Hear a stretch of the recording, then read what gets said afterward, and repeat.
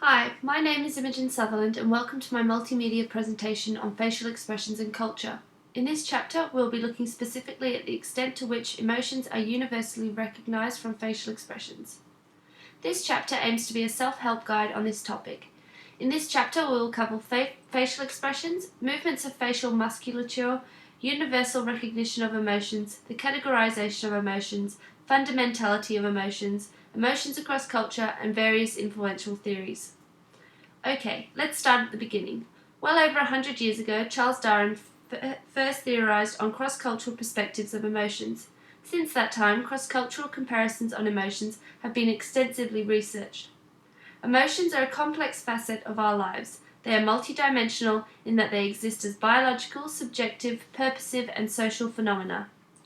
There are 6 emotions that have been deemed to be pan-culturally recognized, along with their associated facial expressions. These emotions are happiness, sadness, fear, surprise, anger, and disgust. To make these commonly used facial expressions, it takes 36 of the 80 muscles in your face. 8 of these 36 muscles are primarily used in 3 different parts of the face, that is, the upper, middle, and lower parts of the face. The upper half of the face, including the eyes and forehead, has 3 major muscles, the frontalis, the corrugator, and the orbicularis oculi. The middle section of the face uses 2 major muscles, the zygomaticus and the nasalis. The lower face uses 3 major muscles, the depressor and the orbicularis oris and the quadratus labii. This table shows which muscles are used to make different facial expressions. As earlier discussed, in terms of emotion being a social phenomena, we use facial, postural, and vocal signs to communicate the quality and intensity of the wide range of emotions we feel. Some researchers have found this large range of emotions can be categorized into families of fundamental emotions, these families being anger, fear, disgust, sadness, and enjoyment.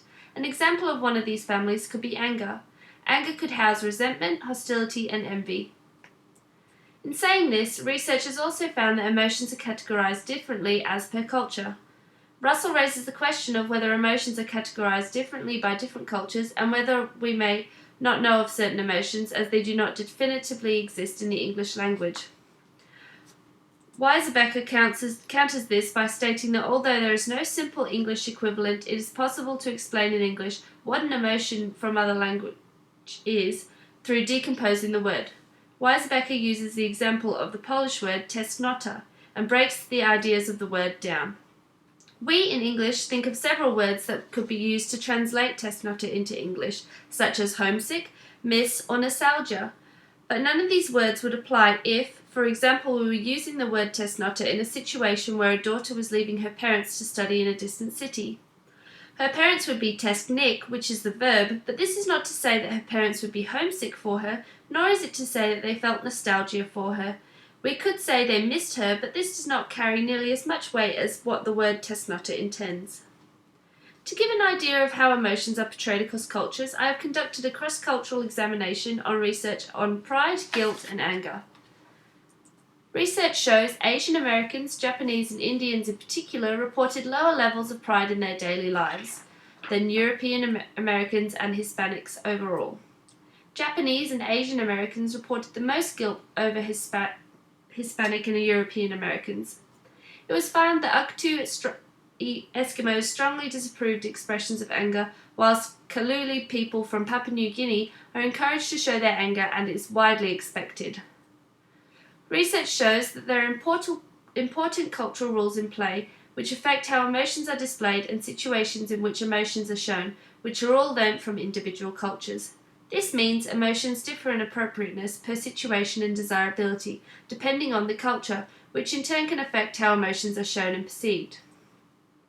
The influential theories on this topic are facial action coding system, facial feedback hypothesis, and social identity theory. Unfortunately, there is not enough time to discuss those, although there is plenty more information on them in my book chapter. There is also a quiz to take if you'd like to partake in your own conclusion. Here are some parting words from Ekman. There is a distinctive pancultural sign for each emotion. If there is no distinctive universal facial expression associated with a given state, which functions as a signal, I propose that we not call that state an emotion. This is something to keep in mind next time you may find yourself in a situation where you can't quite say what you mean. It's not always words you need to express yourself. For references, please see link below.